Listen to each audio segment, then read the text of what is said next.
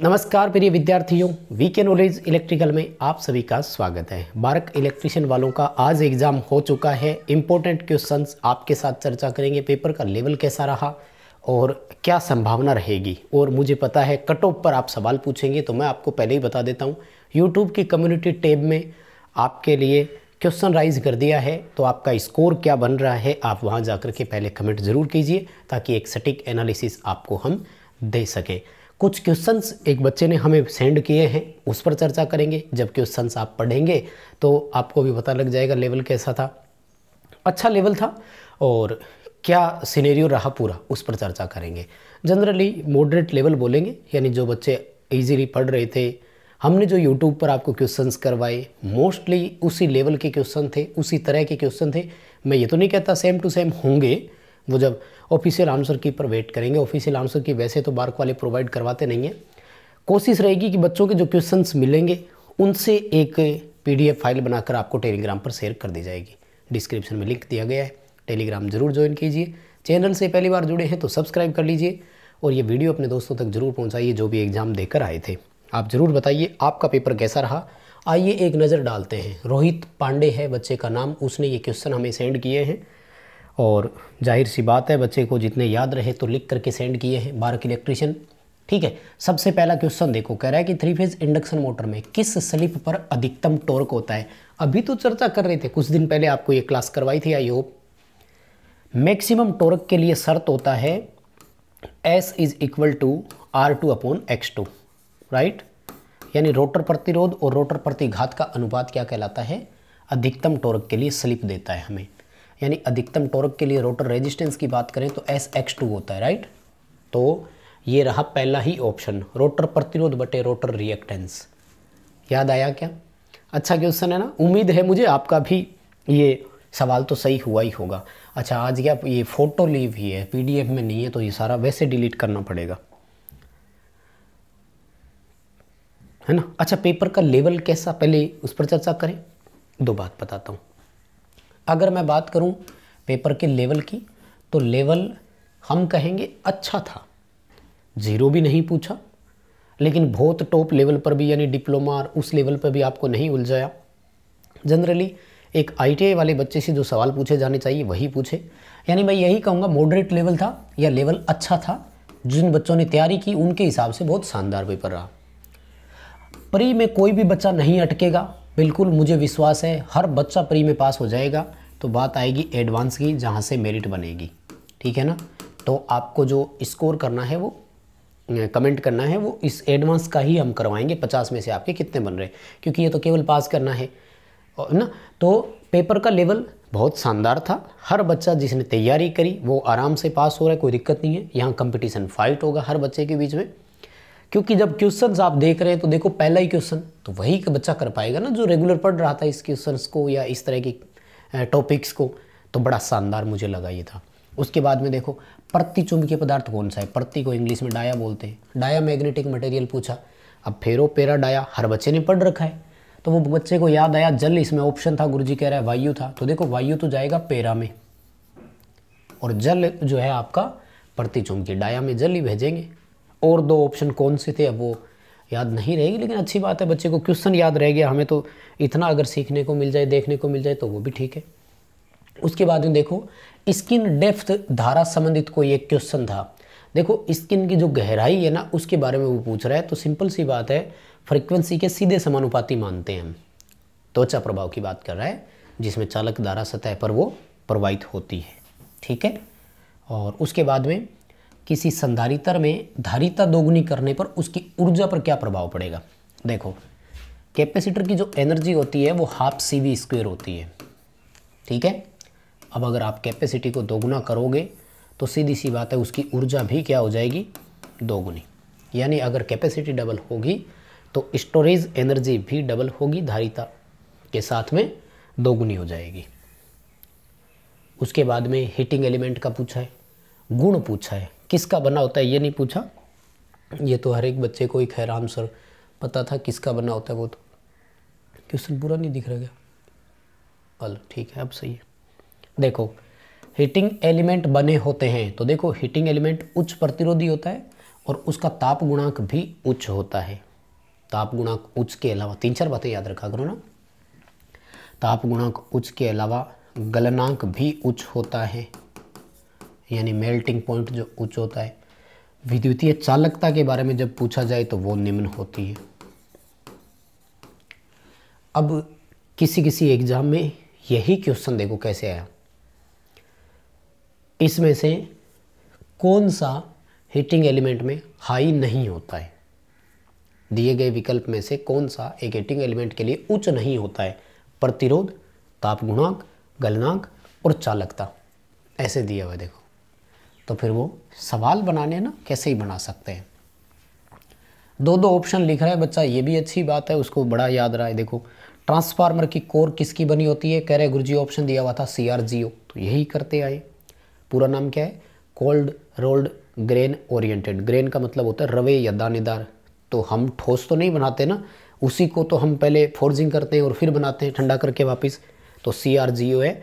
बड़ा शानदार तरीके से पहले भी क्वेश्चन को पढ़ते रहे। सिंगल फेज ट्रांसफार्मर प्राइमरी और सेकेंडरी वोल्टेज के बीच में फेज अंतर पूछा है। देखो प्राइमरी सेकेंडरी वोल्टेज सब जब लिखे तो आपको 0 डिग्री करना है। दरअसल अभी वो आपसे V1 V2 का पूछ रहा है, ठीक है ना।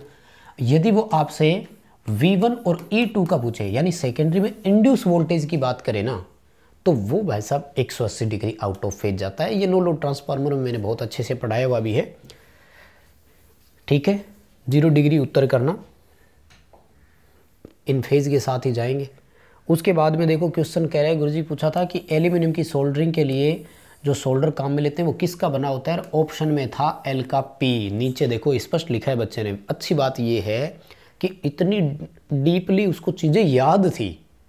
देखो हमें इन चीज़ों पे ना खुशी होनी चाहिए कि कोई बच्चा कितने गहराई से चीज़ों को याद रख रहा है और पढ़ रहा है। यही आपको भी मोटिवेट करती है चीज़ें। देखो कि उस बच्चे के दिमाग में आया, जैसे ही सवाल पूछा है, वो इस क्वेश्चन से मैं निष्कर्ष निकाल रहा हूँ, वो बच्चा पहले ऑप्शन की तरफ नहीं गया होगा, उसके दिमाग में 3 ऑप्शन आए होंगे। L का P, आयर 7 देखूंगा, केरेलाइट देखूंगा। तो वो देखो वो कह रहे हैं गुरुजी आयर नंबर 7 और केरेलाइट ऑप्शन में नहीं था, इसलिए L का P करके आए।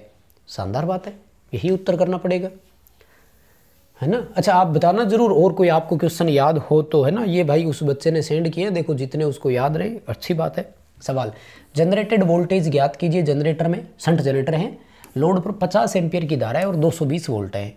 यदि शंट फील्ड का प्रतिरोध 200 और आर्मेचर का प्रतिरोध 0.5 ओम है। यहाँ मुझे लगता है थोड़ा सा टफ लग रहा है, कैलकुलेशन 200 नहीं होगी, शायद 220 होगा, ताकि गुणा भाग आसान हो जाए। और ये जो उत्तर मिल रहा है ये भी 220 से मिल रहा है, पर कोई बात नहीं, मैं आपको बताता हूँ। देखो इंड्यूस EMF ज्ञात करने के लिए ना टर्मिनल वोल्टेज में से आर्मेचर की ड्रॉप जोड़नी होती है। टर्मिनल पर 220 मिल रहा है, आर्मेचर ड्रॉप में देखो आर्मेचर का रेजिस्टेंस 0.5 है, लेकिन आर्मेचर करंट नहीं है। शंट जनरेटर में आर्मेचर करंट का क्या फॉर्मूला लगाते हो, याद है क्या? कमेंट करके बताना, फॉर्मूला आपको याद था क्या? IL + ISH। लोड करंट में शंट फील्ड करंट ज्ञात करो। लोड करंट 50 एम्पियर है, लेकिन शंट फील्ड करंट नहीं दिया, तो शंट फील्ड करंट ज्ञात करने के लिए V/RSH होता है। 220 वोल्ट है और 200 रेजिस्टेंस है, तो आपका जो इसका करंट आएगा ना वो कितना आ रहा है, 11/10, यानी 1.1 एम्पियर आ रहा है। जोड़ लीजिए 50 में, 50 और 1 51, तो 51.5 एम्पियर हो गया। इसको 0.5 से मल्टीप्लाई कर दीजिए, ये आपका आंसर कितना आएगा, 25.75 के आसपास आ रहा है कि 5.5 आ रहा है, इतना 7.5 ही आ रहा है। आधा करना है ना, 25 का 50, 15 का 7.5, 25 पॉइंट आ रहा है। ये 25 पॉइंट इस 220 में जोड़ दीजिए, 245.75। अब 245.75 ऑप्शन में नहीं है, 245.55 है, तो फिर ये है ना 220 ही था। करंट 1 एम्पियर आता, टोटल करंट 51 एम्पियर हो जाती। 51 को 0.5 से मल्टीप्लाई करते तो 25.5 आता। 25.5 को जब जोड़ते तो यही उत्तर आ रहा है। बाकी कोई बात नहीं, ऑप्शन वैसे भी यही बन रहा है, 45 का और ऑप्शन ही नहीं है। देखो इसमें 25 दिया हुआ है, इसमें 55 दिया हुआ है, इसमें 50 है, राइट। उसके बाद में देखो भैया, जो हम आपको करवाते आए थे 10वां सवाल क्या करें, पावर ट्रांसफॉर्मर में आउटपुट और इनपुट। तो बड़ी सिंपल सी बात है, आभासी शक्ति बराबर होती है। प्राइमरी और सेकेंडरी का VA हमेशा समान होता है। V1 इंटू I1 करते हैं तो ये V2 इंटू I2 होता है हमेशा, चाहे स्टेप अप ट्रांसफार्मर हो चाहे स्टेप डाउन ट्रांसफार्मर हो। प्राइमरी और सेकेंडरी का KVA हमेशा क्या होता है, समान होता है, तो ए ऑप्शन आएगा। और ट्रांसफार्मर की कोर जो है वो किसकी बनी होनी चाहिए, तो नरम लोहा होना चाहिए उसमें, क्योंकि कठोर होगा तो अवशिष्ट चुंबकत्व ज़्यादा होगा। रेजिडुअल मैग्नेटिज्म यानी कठोर चुंबक अवशिष्ट चुंबकत्व को ज़्यादा रखता है। अवशिष्ट चुंबकत्व जितना ज़्यादा होगा तो स्ट्रेसिस लॉस उतना ही अधिक होगा। तो स्ट्रेसिस लॉस को मिनिमम करने के लिए हम क्या करते हैं, विद्युत चुंबक के लिए नरम लोहे का इस्तेमाल करते हैं। वैसे देखो ये स्थायी चुंबक यानी परमानेंट मैग्नेट के लिए है, और ये विद्युत चुंबक यानी अस्थायी चुंबक के लिए है। ठीक है। और क्या पूछा, किसी तार को खींचकर मूल लंबाई का 3 गुना कर दिया जाता है। यदि पहले प्रतिरोध 5 ओम था तो वर्तमान प्रतिरोध बताइए कितना है। क्यों ना बड़ा इंपॉर्टेंट क्वेश्चन मान ले इसको। कभी कह रहे लंबाई को खींचकर 2 गुना किया गया। याद रखिए जब भी खींचकर शब्द इस्तेमाल किया जाए तो अपने आप से एक लाइन और बोल देनी है कि इसका आयतन समान रखा गया है, स्थिर रखा गया है। और जब खींच करके लंबाई को उतने गुना करें तो आप क्रॉस सेक्शन एरिया को उतना कम कर दिया करो। क्या कर दिया करो, उतना ही कम कर दिया करो। लंबाई 3 गुना हुई क्योंकि लंबाई के प्रतिरोध समानुपाती है, इसलिए 3 गुना हो गया। कलर दिख ही नहीं रहा, कौन सा चलाएं। और क्रॉस सेक्शन एरिया के व्युत्क्रमानुपाती है। जैसे ही क्षेत्रफल 1/3 हुआ तो रेजिस्टेंस फिर 3 गुना हो गया, यानी दोनों से कुल मिलाकर के 9 गुना हो गया। पहले 5 ओम था तो अब 45 ओम हो जाएगा। और ये रहा सी ऑप्शन में उसने लिख करके भी दिया है। जितने क्वेश्चंस मिले हैं एक बार उन पर चर्चा कर लेते हैं, बाकी आपको मैं उसमें करवाऊंगा और टेलीग्राम पर डाल देंगे जितने भी मिलेंगे। अच्छी बात यह है, देखो इस बच्चे ने 19 क्वेश्चन भेजे हैं, टोटल 50 आए थे। 50 में से 19 क्वेश्चन अगर याद रह जाए तो मैं तो यही बहुत बड़ी बात मानता हूँ। हालांकि ये 19 वो याद रहते हैं जो इजी वाले होते हैं, तो इसमें कुछ टफ वाले क्वेश्चन अभी भी रह गए होंगे। हीटर से अधिकतम ऊष्मा प्राप्त करनी है, 3 प्रतिरोधकों को कैसे जोड़ेंगे। देखो मैक्सिमम ऊष्मा आपको समांतर में मिलेगी। क्यों?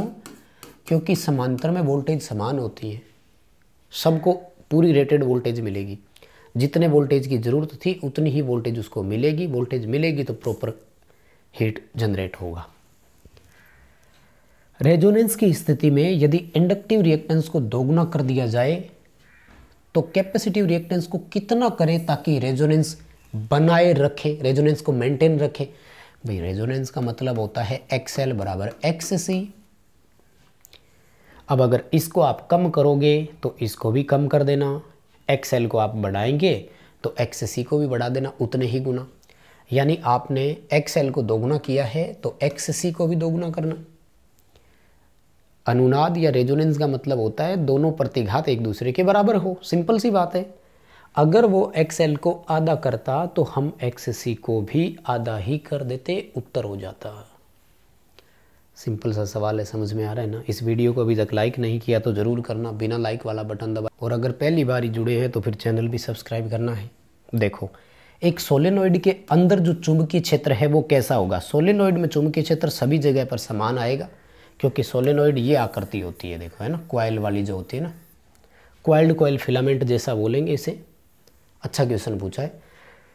मैग्नेट को पूरा जोर दिया है, मतलब ट्रांसफार्मर और इन चीज़ों पर, है ना। पर टेक्निकल ठीक है, शानदार, इसी तरह का होना चाहिए। स्टार डेल्टा नेटवर्क में पहले स्टार में जोड़ा गया फिर डेल्टा में जोड़ा गया। शक्ति खपत क्या होगी यदि 440 वोल्ट हो। देखो अगर स्टार से डेल्टा की बातें की जाए तो कुछ पॉइंट आपको याद रखने हैं। सिंपल भाषा में पहले ये बता दूं मैं आपको, स्टार की अपेक्षा डेल्टा में शक्ति 3 गुना ज़्यादा होती है। यानी स्टार में 100 वाट है तो डेल्टा में मोटर 300 वाट कंजप्शन कराएगी। कारण क्या है इसके पीछे? Line current. स्टार की अपेक्षा डेल्टा में लाइन करंट 3 गुना है। यानी स्टार में अगर 10 एम्पीयर है तो डेल्टा में 30 एम्पीयर करंट होगा। 10 है तो 30 एम्पीयर करंट होगा। ये ऐसा क्यों हुआ? इसके पीछे है रेजिस्टेंस। स्टार की अपेक्षा डेल्टा में जो इम्पीडेंस होता है ना वो 1/3 हो जाता है। अब भाई समान वोल्टेज पर प्रतिरोध कम हुआ तो धारा बढ़ी तो पावर बढ़ गई, क्योंकि P बराबर √3 VL/IL cos फाई। ये लो, बाकी सब चीज़ें सेम थी लेकिन करंट बढ़ गया। तो अच्छा सा है। इसमें ना कंफ्यूज कहाँ करता है आपको, कई बच्चों की शायद अभी भी होगा, वो यूं कहता है कि स्टार में कुल शक्ति 100 वाट है, डेल्टा में प्रति फेज शक्ति बताइए। तो अब उसका उत्तर भी 100 ही आएगा, क्योंकि वो एक ही वाट की पूछ रहा है। स्टार में 100 थी, डेल्टा में 300 है, 300 तीनों फेजों की है, तो प्रत्येक फेज की 100 वाट हो गई। अब सेकंड क्वेश्चन, स्टार में 100 वाट है, डेल्टा में भी 100 वाट आ सकती है। कब आएगी? जब इक्विवेलेंट डेल्टा बोलेंगे। ये समतुल्य कहलाता है, कभी टॉपिक करवाएंगे, वैसे करवा रखा है। और उसके बाद में देखो एक क्वेश्चन ऐसा था, 1/5 ओम के 5 प्रतिरोध इस प्रकार संयोजन करें कि निम्न प्रतिरोध हो तो आर का मान क्या होगा। ये क्वेश्चन हमें समझ में नहीं आया, थोड़ा सा पूरी लैंग्वेज बनी नहीं बच्चे से। हम निष्कर्ष निकालते हैं। निष्कर्ष ये है कि 1/5 ओम के 5 प्रतिरोध को इस प्रकार जोड़ें कि हमें सबसे कम मान का प्रतिरोध प्राप्त हो। तो सबसे कम मान समांतर में मिलता है, तो समांतर में आप रेजिस्टेंस की वैल्यू निकाल दो। जब कुल प्रतिरोध ज्ञात करना हो तो R/N करते हैं हम। प्रतिरोध 1/5 है कितने? 5, तो 1/25 हो जाएगा। निम्नतम यानी लोवेस्ट वैल्यू प्राप्त हो, ऐसा पूछ रहा होगा तो ऐसे समांतर में जोड़ते हैं, फिर समांतर में टोटल 1/25 हो जाएगा ना। कीजिएगा आपकी कैलकुलेशन, कमेंट करके ज़रूर बताइए। कमेंट बॉक्स आपके लिए खुला हुआ है। हर क्वेश्चन को आप ज़रूर एग्री और डिसएग्री करें, मतलब बताएं कि हाँ इसका ऐसा ही समझ में आ रहा है। अर्थिंग क्यों की जाती है? मनुष्य और उपकरण की प्रोटेक्शन के लिए ही करेंगे, मेन तो यही आता है। आर्मेचर की सुरक्षा, तो देखो आर्मेचर उपकरण में आ ही गया, ठीक है। हालांकि पक्षियों की सुरक्षा भी है, पर पक्षियाँ देखो मशीन के पास जनरली कोई मतलब नहीं मानते इतना। वैसे उपरोक्त सभी ऑप्शन में भी दिया हुआ है, तो ये एक डाउट हमेशा रहेगा क्या पूछना चाह रहा है, लेकिन वैसे वो ए ऑप्शन के साथ ही जाएंगे।